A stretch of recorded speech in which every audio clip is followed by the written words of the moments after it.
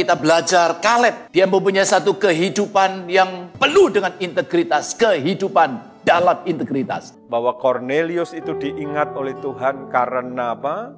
Karena bukan hanya doanya saja yang naik, tetapi juga karena persembahan yang naik. Hari-hari ini kehidupan kita di atas muka bumi ini tidak sempurna, tetapi janji Tuhan adalah bahwa kita akan memiliki kehidupan kekal bersama dengan Dia. Karena itu Tuhan berkata, manusia hidup bukan dari roti saja, tapi dari setiap firman yang keluar dari mulut Allah. Orang yang berintegritas, kita percaya, adalah orang yang dekat dengan Tuhan. Orang yang bertanggung jawab apa yang dilakukannya. Kalau Daud dipilih Tuhan dan diurapi menjadi raja, tetapi Daud, dia melakukan apa yang Tuhan mau. Tuhan sangat mengasihi kita. Tetapi yang Tuhan mau katakan bahwa apa? Setiap kita itu dikasihi oleh Tuhan. Seorang yang jujur atau yang berintegritas itu artinya apa yang ada di dalam hatinya, di pikirannya, yang diucapkannya, dan yang dilakukannya itu sama, selaras dengan pikiran Tuhan. Lalu orang-orang Kristen cenderung hanya nonton ibadah, cari gereja lain, cari pendeta yang lain, yang menyenangkan telinganya.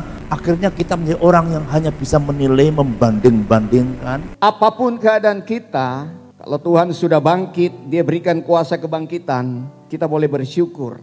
Ada kemenangan, ada janji-janji kemenangan yang sudah Tuhan berikan. Kalau Yesus mengalahkan musuh yang terakhir yaitu maut, maka sesungguhnya tidak ada yang perlu kita khawatirkan. Kalau Anda lihat Tuhan, Anda tidak akan pernah takut dalam hidup ini, karena mata Tuhan tertuju kepada Anda.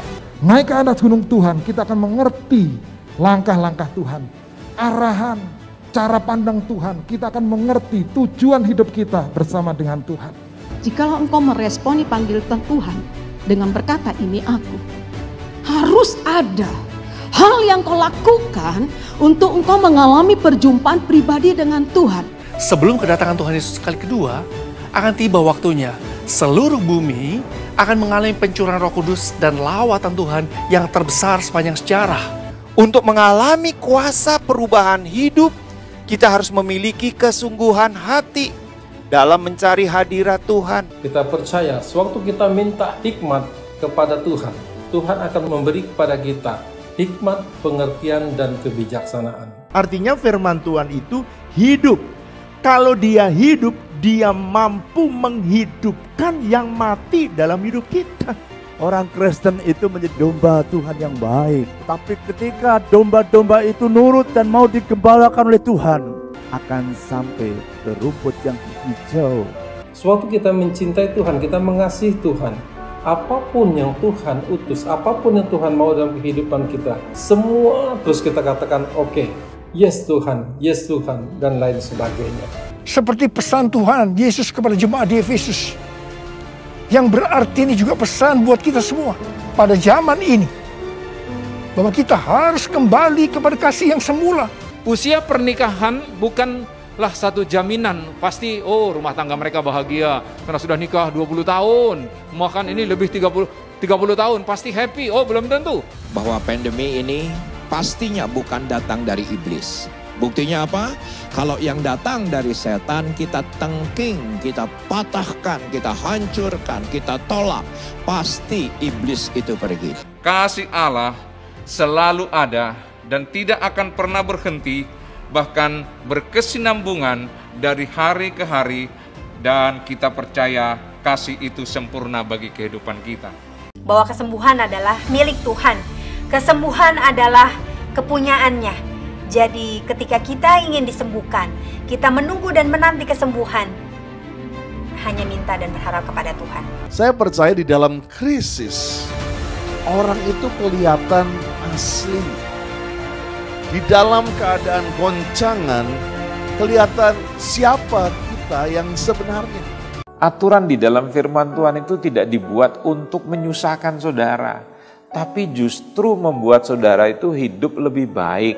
Kembali, Taurat itu bukan hanya kita baca, bukan hanya kita dengar, tapi kita perlu merenungkannya. Memikirkan dan mencari perkara yang di atas, artinya kita harus berpikir dan bertindak sesuai dengan pikiran dan tindakan Kristus. Di sini dikatakan bahwa doa dapat menggerakkan kuasa Tuhan sehingga menolong setiap kita. Tapi berita baiknya, hari ini Tuhan sedang berbicara kepada kita yang ada di tempat ini, agar kita semuanya alami kemerdekaan di dalam Tuhan. Bahwa Nasar itu adalah janji kita kepada Tuhan, bukan kepada manusia. Oleh karena itu janji kepada Tuhan, maka Nasar itu harus ditepati, harus dipenuhi. Bapa menghendaki, Bapa mencari penyembah-penyembah benar, yaitu mereka yang menyembah Bapa dalam roh dan kebenaran. Pentingnya kita menjaga perkataan kita, supaya kita boleh menjadi berkat dan berdampak bagi orang-orang yang di sekeliling kita.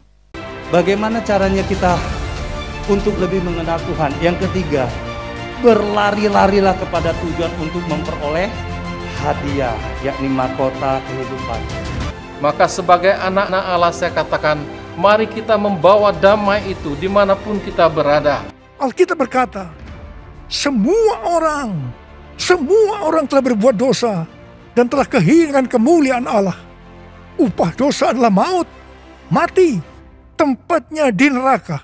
Maka selagi ada waktu, saudara terkasih, pergunakanlah sebaik-baiknya untuk kemuliaan Tuhan, untuk kemuliaan Tuhan.